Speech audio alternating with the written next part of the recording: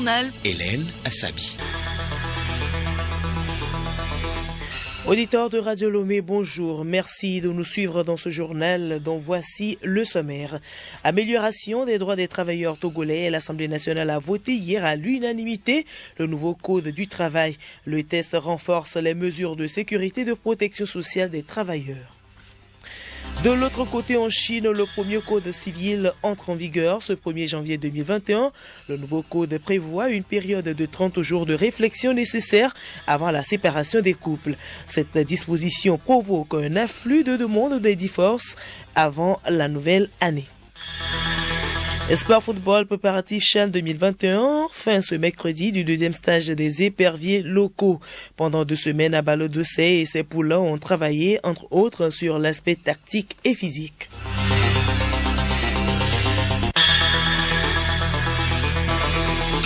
Radiolomé.tg. Mesdames et messieurs, une fois encore, bonjour. Le chef de l'État, Faure Essouzina Gnassingbé, s'est entretenu hier avec le vice-président malien, le colonel Assimi Goïta, en visite officielle au Togo. Les échanges ont notamment porté sur la lutte contre le terrorisme dans le Sahel et la résolution de la crise au Mali. Marie-Claire Pagnon. Porteur d'un message du président de la transition, Bandao, Assimi Goïta a tenu d'abord à remercier le président Faure Essouzina Gnassingbé pour son engagement dans la résolution de la crise sociopolitique au Mali. Je suis en visite officielle de travail et j'ai été envoyé par le président de la transition, son excellence Bandao, pour remercier le président Faure et l'ensemble des chefs d'État de la CEDEAO pour leur implication pour la sortie de crise au Mali. Actuellement, l'ensemble des organes de transition sont déjà en place. Le président Faure a félicité le peuple malien pour le courage et la maturité dont il a fait preuve en s'appropriant les recommandations de la CEDEAO, notamment dans la feuille de route de la transition dont la mise en œuvre doit conduire à des élections libres et transparentes. Sur le plan international, les deux personnalités ont longuement échangé sur les questions de paix et de sécurité dans la sous-région ouest africaine. Ils ont déploré et condamné l'attaque terroriste qui a entraîné la mort de 3 soldats français de l'opération Barkhane. Assimi Goïta. La France est un partenaire stratégique pour le Mali, surtout dans le cadre de la lutte contre le terrorisme. Actuellement, ces deux partenaires s'entraînent ensemble et opèrent ensemble. Donc ça fait très mal de perdre des hommes au combat. Et nous ne pouvons plus, au nom du président de la transition et à mon nom propre, présenter nos condoléances les plus attristées à la famille des soldats disparus et au peuple français. L'hôte togolais a quitté Lomé hier soir. Merci à vous, Marie-Claire Pagnon. Je vous le disais en titre, les travailleurs togolais ont vu leurs droits améliorés.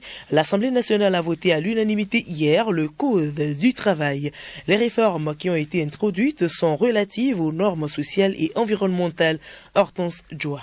C'est à l'unanimité que les élus du peuple ont voté le nouveau Code du travail qui vise une meilleure protection des droits des travailleurs, notamment en ce qui concerne les conditions de travail, les normes sociales et environnementales, le dialogue social et les mécanismes de prévention et de résolution des conflits collectifs au travail. Les innovations qu'apporte ce nouveau code avec le député Gaëtan Aoumezounou, vice-président de la commission finances, personnes handicapées visuelles. Le test entier prend en compte les préoccupations des personnes handicapées depuis le premier article jusqu'au dernier. Le travailleur handicapé a été à l'école, a obtenu un diplôme ou une attestation ou un certificat et donc par conséquent a droit au travail au même titre que les autres. Le test prévoit l'accessibilité des lieux de travail. Pour le commissaire du gouvernement Gilbert Bahara, ministre de la fonction publique, du travail et du dialogue social, ce code doit être vulgarisé pour une meilleure appropriation des acteurs du monde du travail. C'est un code du travail avant-gardiste. Ce qui nous reste à faire à présent, c'est de continuer à joindre nos efforts en vue de la vulgarisation et de l'appropriation des grandes avancées que ce nouveau code consacre, afin que dans le monde du travail, non seulement il y ait davantage d'opportunités de création d'emplois, mais également que les besoins de sécurité et de protection des travailleurs puissent être assurés et garantis. La deuxième vice-présidente de l'Assemblée nationale, Ibrahima Mewunatou, souligne que ce nouveau code vient en réponse aux changements qui caractérisent les relations entre employeurs et employés. La mondialisation de l'économie et l'évolution sans cesse croissante de la technologie ont conduit, entre autres, à réorganiser les conditions de travail, à la mise en place de nouveaux mondes de travail et à la création de nouvelles formes de travail. Je voudrais donc saisir cette occasion pour saluer la vision pragmatique du président de la République, son Excellence M. Faure Essozmna Gnassingbé, qui, en modifiant en profondeur le droit du travail, favorise la compétitivité et l'emploi avec à clé la rénovation du dialogue social, l'amélioration des droits des salariés et le renforcement de la protection des entreprises. Le présent texte du travail est un outil qui proscrit la logique de l'affrontement et du conflit et privilégie la culture du dialogue et du compromis. Écoutez Radio Lomé et vous avez tout le Togo dans votre maison. Les périodes de fêtes de fin d'année sont des moments propices où certains commerçants véreux saisissent l'occasion pour faire écouler des produits périmés. Certains jouets peuvent même infecter la respiration des enfants. Solim Lemou a recueilli quelques conseils. Voici son magazine. God rest ye merry gentlemen, let nothing you dismay. La plupart des produits alimentaires commercialisés sont souvent de qualité douteuse. Au Togo, selon l'Association togolaise des consommateurs ATC, plus de 95% des produits vendus sur le marché sont frelatés. Pendant les moments des fêtes, des commerçants véreux profitent pour les liquider à moindre coût. Que comprend-on par produit avarié?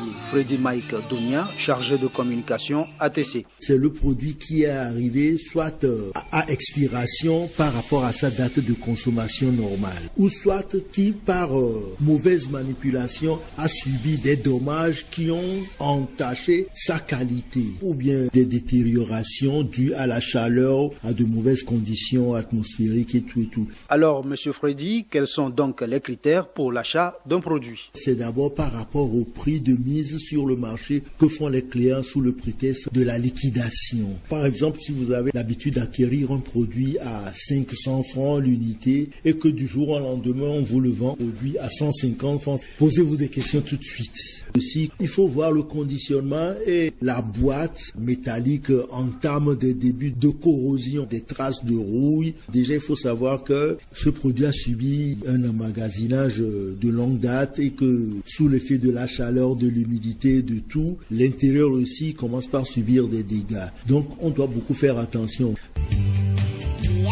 Comme nous le voyons, les produits avariés dégradent notre santé à court et à long terme. En même temps que nous faisons attention de ne pas les consommer, évitons également de ne pas offrir certains jouets plastiques à nos enfants dont les odeurs sont impropres à la respiration. Retrouvons Freddy Mike Dounia. Les jouets, certains gadgets aussi présentent des dangers pour nos enfants. Par exemple, les produits plastiques et autres ont des odeurs qui sont impropres, d'odeurs de benzène et autres qui sont impropres à la respiration humaine. Nous devons beaucoup faire attention. La majorité des enfants aiment emporter leurs jouets dans leur lit et dans leur sommeil, ils le gardent à côté d'eux. Il en va de même pour les jouets qui sont garnis de composantes électroniques qui émettent des radiations permanentes qui s'avèrent nuisibles au fonctionnement du système nerveux de nos chers enfants. Donc, nous parents, faisons attention. Prenons conscience de tous les dangers que représentent les produits avariés et les jouets qu'on aime offrir à nos enfants en ces temps de fête. Que Dieu nous fasse grâce de rentrer dans la nouvelle année 2021 en bonne santé, en continuant de respecter les mesures barrières.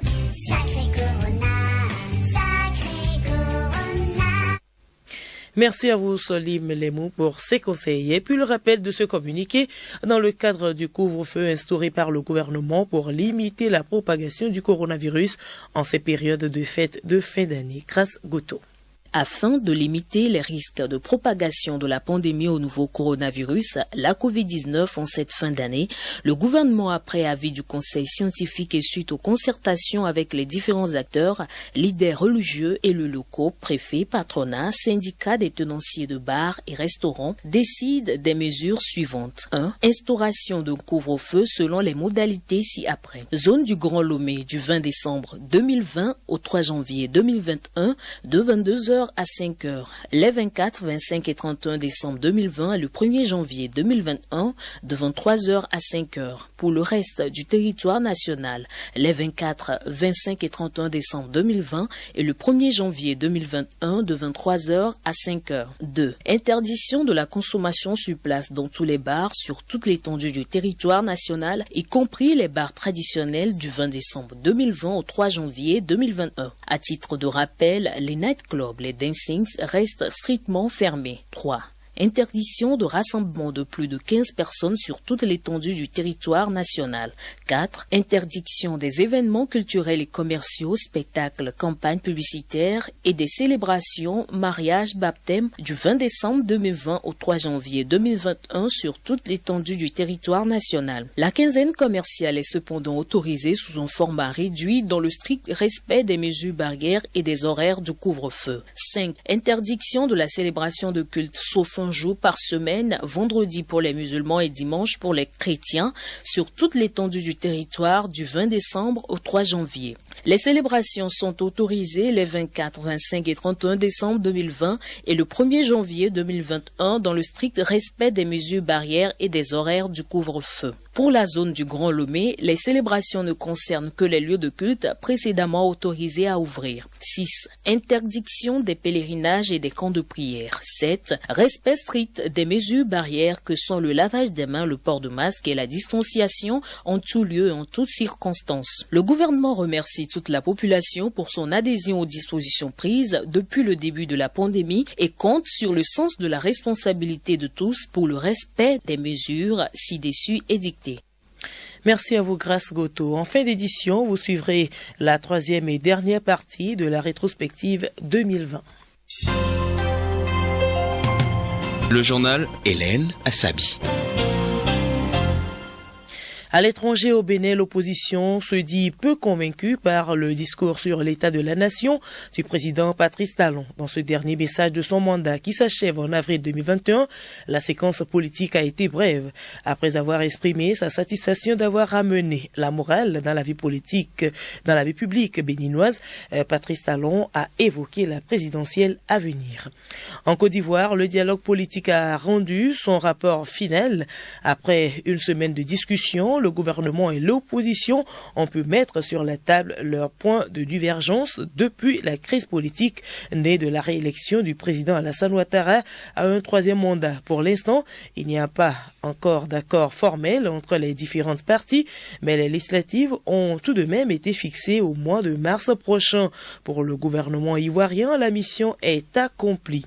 Au Gabon, le Parlement réuni en congrès a adopté à une écrasante majorité la nouvelle constitution. Sur 229 députés présents, 204 ont voté pour et 25 contre. Et il n'y a eu aucune abstention. La révision a été initiée par le président Ali Bongo. Le premier code civil chinois entre en vigueur ce 1er janvier 2021. Il change beaucoup de choses pour les couples mariés en Chine et ceux en passe de divorce. Une période de 30 jours de réflexion sera nécessaire avant de se séparer, ce qui provoque un afflux de demandes des divorces avant la nouvelle année. Charlotte Harrer. Oui, vous l'avez dit, les demandes de divorce s'envolent avant l'entrée en vigueur du Code civil ce 1er janvier 2021. Jeunes et moins jeunes sont tous pressés de se séparer et prêts à faire la queue en pleine semaine pour atteindre les guichets de l'état civil, car pour les divorcés de l'an 2021, la chanson ne sera plus la même. Si dans les 30 jours, l'un des époux change d'avis, le divorce sera reporté. Prendre le temps de la réflexion, c'est l'argument avancé par le législateur et les médias d'État, inquiets de l'inflammation de divorce dans une société où le mariage reste la norme. Selon les défenseurs des droits des femmes, ce mois de délibération avant de pouvoir se dire non risque de rendre plus vulnérables celles qui sont confrontées à la violence de leur conjoint. Un point contesté par une partie des avocats selon lesquels la nouvelle disposition ne s'applique pas au divorce contentieux. Écoutez Radio Lomé sur le web sur le www.radiolomé.tg. Santé à présent, il est important de faire inspecter la viande issue de l'abattage des animaux. L'analyse ou l'estampille de la viande permet d'éliminer les risques de contamination de l'homme par des maladies animales comme le ténia, la tuberculose, les parasites. En ces temps de fête où presque tous les plats sont agrémentés de viande, Magazine Santé Plus attire notre attention. Alice Berthe Baranda. Les viandes sont de diverses origines, animales, végétales, aquatiques ou des volailles. Ces protéines, surtout animales, sont quelquefois infectées de maladies qui peuvent intoxiquer notre organisme. Il est souvent conseillé de faire inspecter ou analyser la viande après l'abattage par des services compétents comme l'ONAF. Dr Langerga Boulodio Pascal, vétérinaire inspecteur. C'est très important, hautement même très nécessaire. Ça ne vous coûte rien, surtout en ce moment des fêtes de fin d'année. Vous amenez votre animal qui est abattu, il y a des types de traitements. Si vous voulez dépouiller, vous dépouillez l'animal. Si vous voulez fumer l'animal, vous le fumez. Et la taxe à payer normalement à l'ONAF, c'est 400 et quelques pour les moutons et chèvres. Les petits ruminants. Voilà. Le service de l'ONAF se trouve dans la zone portuaire en face de Simtogo. C'est le seul site à Lomé? Oui. Non, il y a un site à Guazongo. Il y a un site à Boissime aussi. Dans chaque préfecture aussi se trouvent des inspecteurs. À Detikop, il y a un site d'ailleurs. Si on ne fait pas inspecter nos animaux, quel danger on peut courir? Intoxication, maladie, et puis c'est fatal. Nous faisons l'inspection vétérinaire juste pour éliminer les risques de contamination de maladies. La tuberculose en l'occurrence, les différentes parasitoses, le ténia, le cysticercose. Alors, votre appel à la population? Aller à l'ONAF, ce n'est pas du tout coûteux. C'est 400 francs. La santé n'a pas de prix, même si c'est cher. Ce n'est pas vous seul qui allez manger. Voilà. Vous allez inviter des gens, vos parents vont manger. Et si la viande va infecter, c'est que tout le monde est malade. Même ceux qui ne sont pas bouchers et qui vont abattre chez eux leurs bêtes, les chèvres, moutons et consorts, les vétérinaires sont disponibles. Ou bien vous pouvez amener vos animaux à l'ONAF, ou vous avez à côté un vétérinaire privé, il peut vous faire l'inspection de place. Même si c'est une seule chèvre, un mouton, c'est simple, c'est rien. Quelle que soit sa grandeur. Ouais, c'est très nécessaire. Pour une bonne fête, il est primordial de sécuriser nos aliments. À mercredi prochain.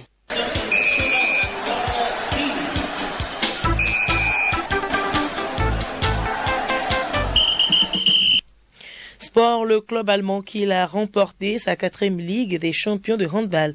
En football, Jacques Anoumans reçoit le soutien d'Alpha Blondy dans la course à la présidence de la CAF. Et prix joueur maghrébien 2020, les 5 premiers finalistes dévoilés. Au Togo, fin ce mercredi du 2e stage de l'équipe locale, Sibi Lawson. Lors de cette seconde phase de préparation, démarrée le 16 décembre dernier, il s'est agi pour le sélectionneur Abalo Doucet et ses poulains de peaufiner la tactique et d'affiner le physique. Tout au long de ces 2 regroupements, Nyama Akate et les siens ont eu également droit au soutien des autorités sportives du pays. La ministre des Sports, Lady Bessi Kama, le président de la FTF, Guy Akouvi, et son vice-président Ama Sherif ont rendu visite aux locaux. En rappel, tout comme lors du premier stage, les éperviers ont disputé un match d'entraînement. C'était contre l'entente de Delomé avec, à l'arrivée, un match nul 0 partout. Selon les informations, 2 rencontres amicales internationales seraient prévues avant le départ de l'équipe pour le Cameroun, où ils prennent part pour la première fois au championnat d'Afrique des Nations du 16 janvier au 7 février 2021. En Côte d'Ivoire, après le soutien du monde sportif, c'est celui des artistes qui entre en jeu pour Jacques Anoumans. En effet, l'ancien patron de la Fédération ivoirienne de football, candidat à l'élection présidentielle de la CAF, a reçu le soutien de la star du reggae, Alpha Blondy. Alpha Blondy estime que son compatriote a déjà fait ses preuves et connaît bien les sillages du football africain et même mondial. Au-delà de la passion d'Anoumans pour le football, le musicien considère que son élection fera du bien à l'Afrique de l'Ouest qui en a besoin. En rappel, le 12 mars prochain, Jacques Anoumans sera face à 3 autres candidats pour briguer un mandat à la tête de la CAF. Prix joueur maghrébin de 2020, France Football a dévoilé les 5 premiers noms de la liste. On y remarque la présence de 2 footballeurs marocains, 2 Algériens et 1 Tunisien. Élu dans le top 100 des meilleurs footballeurs de 2020, Hakim Ziyech est de nouveau plébiscité. Il est secondé par Yacine Bounou du FC Séville. Les 2 Algériens de la liste sont Ismaël Benasser de l'AC Milan et Faïd Benragma. Le seul joueur tunisien de cette première liste est Ali Mahaloul de Al Ali. Handball pour finir, l'équipe allemande Kiel a remporté mardi soir pour la 4e fois de son histoire la Ligue des Champions. Dans la Lanxess Arena, salle omnisport de Cologne vide à cause du coronavirus, Kiel a dominé Barcelone 33-28. Le Paris Saint-Germain s'est adjugé la 3e place de ce Final Four.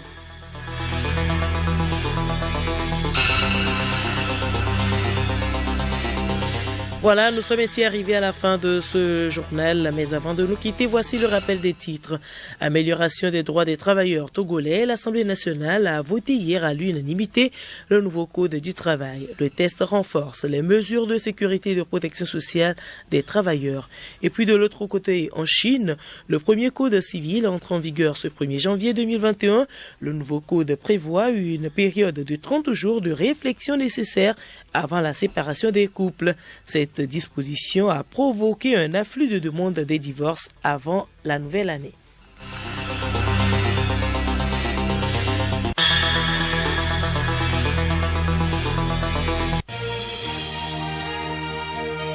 Radio Lomé, boîte postale 434, email radiolomé@radiolomé.tg.